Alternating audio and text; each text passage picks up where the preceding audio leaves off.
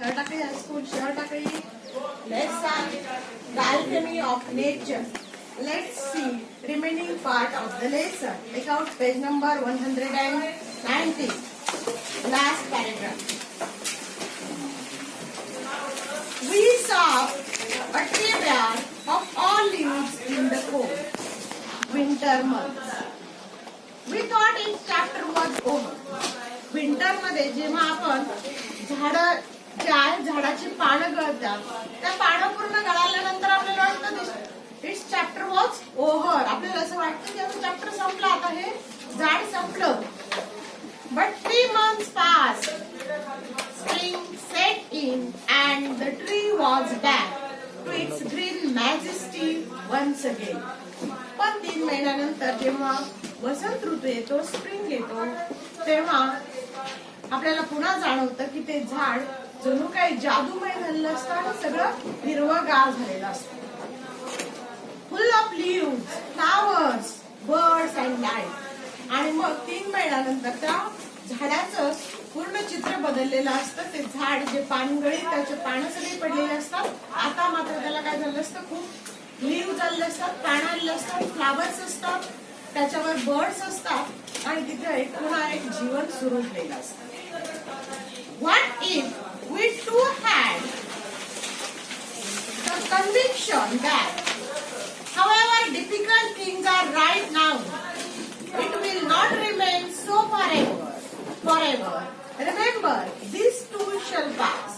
मग आपण असं कन्व्हिक्शन ठेवलं, असा जर विश्वास ठेवला की प्रत्येकाच्या लाईफ मध्ये सुद्धा असंच होतं, जसं झाडाच्या बाबतीत झालं, पान सगळी गळून पडली आणि नंतर काही दिवसातच ती पानं पुन्हा आली, त्याच्यावर फुलंही आले, फळही आले. मग जीवनामध्ये सुद्धा असंच होतं. डिफिकल्ट सिच्युएशन येत असतात, अवघड प्रसंग अडचणी येत असतात आणि त्याही निघून जात असतात. त्याच्यावरही सोल्युशन आपल्याला सापडत असतं आणि नवीन मार्गही आपल्याला भेटत असतात. म्हणजे जे वाईट दिवस आहेत ते सुद्धा निघून जातातच. प्रत्येकाच्या जीवनामध्ये असं घडतच असतं. मग ते झाड असू दे किंवा मानव असू, सुख आणि दुःख हे एकामागे एक चालूच असतं. दुःखाचे दिवस काय कायमचेच राहतात असं नाही. Next paragraph. We saw an army of ants lugging a fly which was at least 10 times the ant size. The ants organized themselves around the fly, lifted it on pillars and carried it to quite a distance. Their teamwork and perseverance were impressive. मग इथे लेखिका म्हणतात की आपण army पाहिली कशाची, फ्लायची का, अँटची. तर अँटची आपण आर्मी पाहिली, म्हणजे आर्मी म्हणजे आपली मिलिटरी, तसं का नाही की त्या, कारण काय ह्या मुंग्या जेव्हा कायम समूहानं काम करत असतात, त्यांच्यामध्ये खूप युनिटी असते, त्या नेहमी बरोबर असतात आणि इव्हन त्यांच्याकडे डिसिप्लिन असतो. त्या चालल्या तर नेहमी रांगेतच चालतात, त्यांच्या मागे कुणी काठी घेऊन उभा नसतो. म्हणून इथं म्हटलंय आर्मी ऑफ अँट्स. मग त्या काय करतात, त्यांच्या वजनापेक्षा जवळजवळ 10 पट वजन ते जास्त उचलतात. का एखादी माशी, त्या आपण बऱ्याच वेळा पाहिलं असेल की ह्या मुंग्या काय करतात, सगळ्या एकत्र येतात, अगदी छान पैकी एखादी माशी पडलेली असते तिला उचलून नेतात. ऍक्च्युअली त्या माशीचं वजन त्या मुंग्याच्या वजनापेक्षा खूप जास्त असतं, पण ते सगळ्या युनिटीने काम करतात आणि ते काम ते सहज शक्य होतं. कारण त्यांच्याकडे काय टीम वर्क आहे, त्या सगळ्या मिळून काम करतात आणि त्यांच्याकडे सातत्य, ते काम करण्याचं सातत्य, ते सतत काम करत राहतात. पासष्ट चालतात, त्या लगबगीनं चालत असतात आणि ते खरोखर खूप इम्प्रेसिव्ह आहे. What if we too are consistent, organized, focused? Spider webs are delicate yet very strong. मग ते म्हणतात की आपण सुद्धा असंच राहायला हवं, ऑर्गनाइज राहायला हवं, आपल्यामध्ये सुद्धा युनिटी असायला हवी, आपल्याकडे पण आपल्यालाही टीम वर्क करता यायला हवं, आपल्याकडेही सातत्य हवं.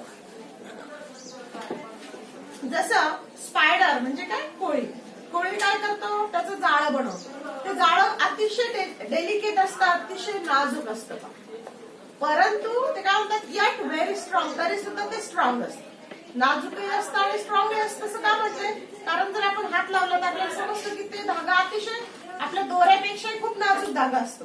पण त्याचं भक्ष जर त्याच्यामध्ये पडलं तर मात्र त्याच्यासाठी ते नाजूक नसतं, ते भक्ष त्याच्यामध्ये अडकतं. म्हणजे ते कसं आहे, स्ट्रॉंग सुद्धा आहे. A rainbow colors the entire sky. आकाशामधला जो रेनबो आहे, रेनबो इंद्रधनुष्य, तर काय करतो, सगळीकडे या इंद्रधनुष्याच्या कलरची उधळण करत असतो. Oysters take in a grain of sand, they open up with a pearl. Oyster मध्ये एक ग्रेन ऑफ सँड, सँडचा छोटासा तुकडा जातो आणि त्याचं काय होतं, मोती तयार. Innumerable stars shine across the infinite sky. Clouds take new shapes with every passing moment. असंख्य अनंत असे तारे आकाशामध्ये चमकत असतात. क्लाउड्स काय करत असतात, ढग काय करत असतात, नेहमी प्रवास करत असताना, पुढे मागे जात असताना त्यांचा आकार बदलत असतो प्रत्येक क्षणाला. The wind makes trees dance with unhindered passion. आणि वारा काय करतो, या झाडांना सुद्धा डान्स करायला. जेव्हा वारा वाहतं तेव्हा झाडं हलतात. म्हणून इथे कल्पना केली की जणू की हा वारा या झाडांना काय करायला होतं, डान्स करायला. Water without hint of ego, changing its form according to the dictates of the sun and the wind. हा वारा जो आहे, विदाउट इगो, कुठलाही इगो वॉटर जे आहे, पाणी जे आहे, कुठलाही इगो अहंकार न ठेवता त्याचं काम करत असतो. आणि तो काय करत असतो, सूर्य असेल, वारा असेल, याच्या ऑर्डर प्रमाणे चालत असतो. म्हणजे जणू काय सूर्याच्या समोर काय होतं, सूर्य पाण्याची वाफ होते, मग पाणी म्हणतं का नाही, माझी वाफ होऊ देणार नाही. किंवा ढगाला वारं लागलं तर त्याचं पाण्यामध्ये रूपांतर होतं, पाऊस पडतो. म्हणजे जणू काही या सूर्याची हा पाणी जो आहे ते ऑर्डर फॉलो करतो, असं लेखिका म्हणतात. When we see a caterpillar turned into a butterfly, तर जेव्हा आपण पाहतो कॅटरपिलरचं बटरफ्लाय मध्ये रूपांतर होतं, एका छोट्याशा आळीचं फुलपाखरामध्ये रूपांतर होतं. A flower turn into a fruit, एक फूल जे आहे त्याचं फळामध्ये रूपांतर होतं. We experience the alchemy of nature. आणि अशाच प्रकारे आपण काय करतो, या नेचरची जी किमया आहे ती अभ्यासत असतो, अनुभवत असतो. We touch it and become gold our self. आपण त्याला टच करत असतो आणि